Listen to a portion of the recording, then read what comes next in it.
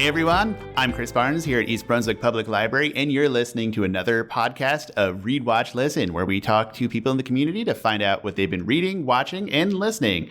And if you check the liner notes, you can find out the links to these, how you can check them out or get them. Today, we have a very special guest that you've seen in the library tons of times, Barbara Smith. She's a Circulation Supervisor here at East Brunswick Public Library. How are you doing today?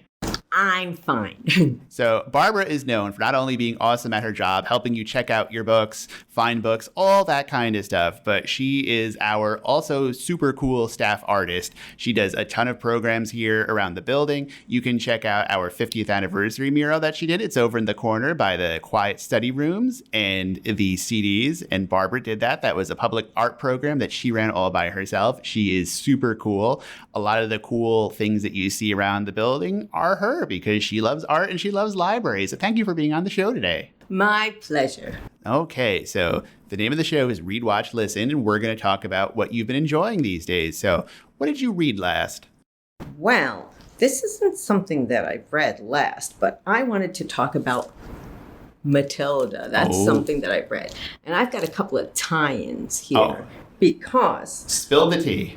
We also have the movie here. It's got a great soundtrack by Talking Heads, and you will love it. It's a good family movie for everybody to watch. It's a good book. And I've got some tie-ins to some other things that are related. Oh, that is pretty cool. Yeah. Now, is the movie, is it as scary as the Roald Dahl version of Witches with Angelica Houston? That terrified me. No, it actually isn't, because I've seen that too. Although Miss Trunchbull is a little scary, but it's got Danny DeVito, Rhea Perlman.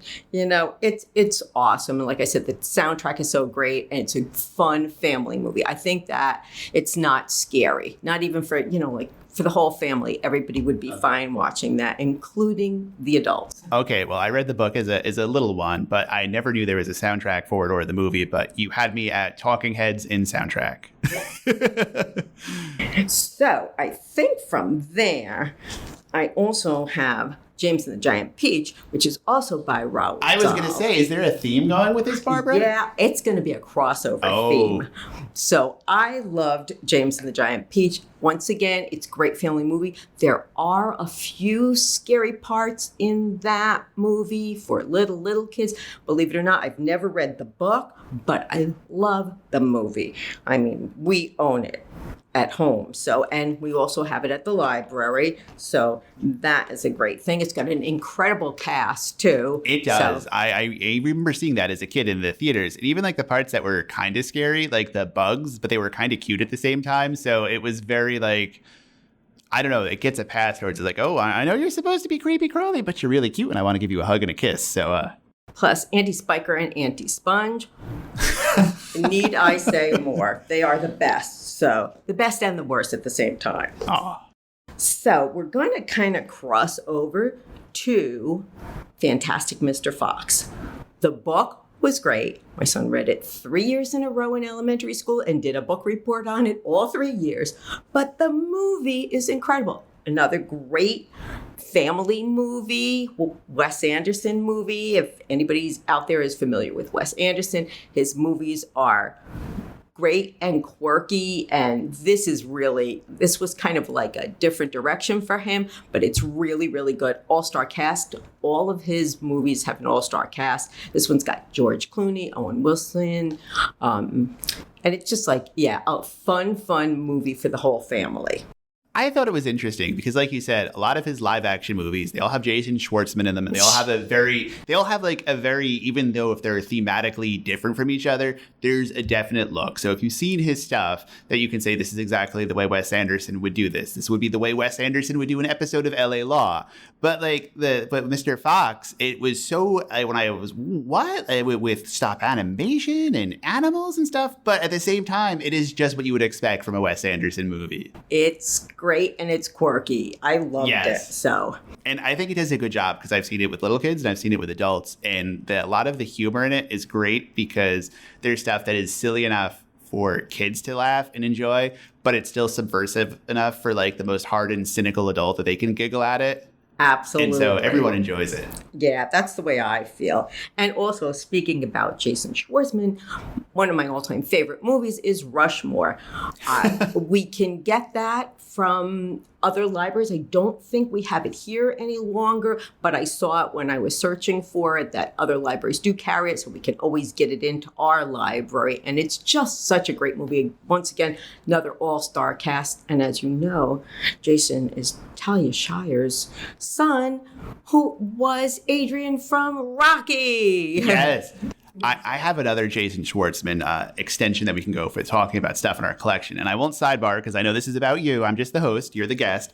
But Jason Schwartzman was on a show on HBO called Bored to Death. Remember that with the investigators? Right. And you know how Zach Galifianakis' character and him, they were doing all the cartoons? Yeah. So those were done by an artist from Brooklyn named Dean Hashpiel.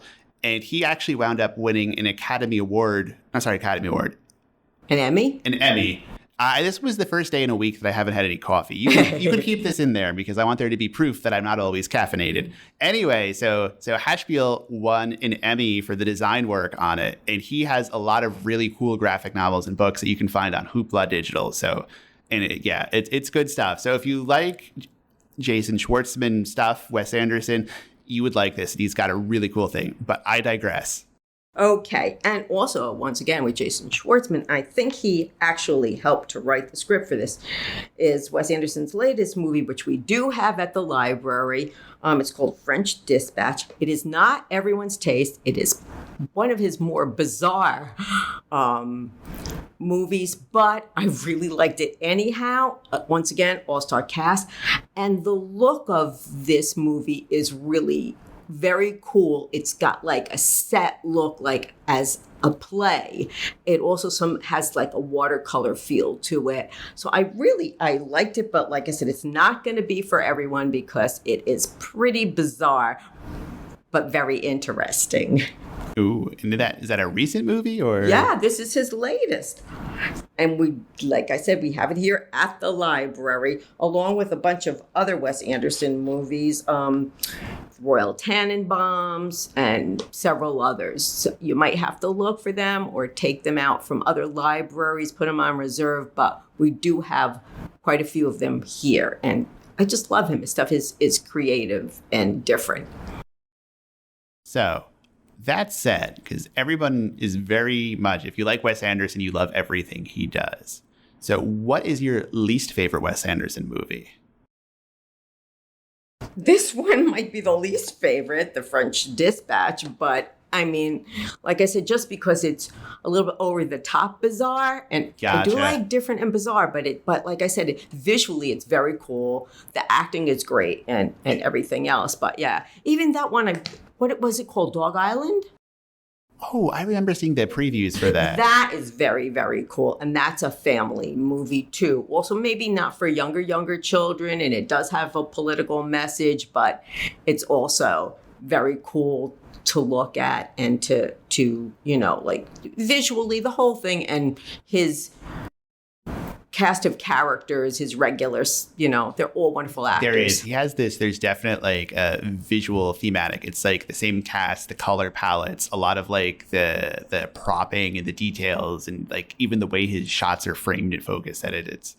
There's a very auteur level to his work and stuff that you can tell immediately, like, oh, that's a Wes Anderson movie that I didn't know about. Absolutely. And that's why, as a visual artist, when I appreciate this stuff, just looking at it, it's just like, oh, wow, this is cool. No, it's important because it's a good story and it looks cool, which sometimes isn't the case that you get both together. Right. Yeah. Sometimes you see a movie and you're waiting for it to get better and it doesn't. This has no tie-in whatsoever, but talking about movies that sometimes don't make the grade, I loved the book Time Traveler's Wife. One of my all-time favorite books.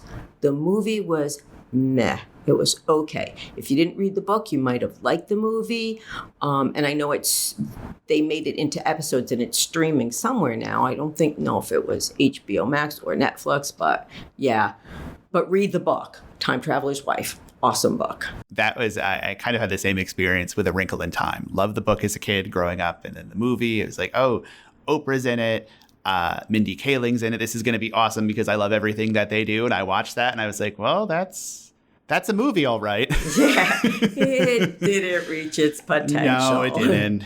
So, all right. So there's that. And so it's now, again, one last question for you is because you work at the circulation desk, what is the one thing that would surprise people the most to know about circulation at the library? I'm not sure. It might be what we find as bookmarks in books. So we'll leave you on this last question. What is the oddest thing you ever found as a bookmark?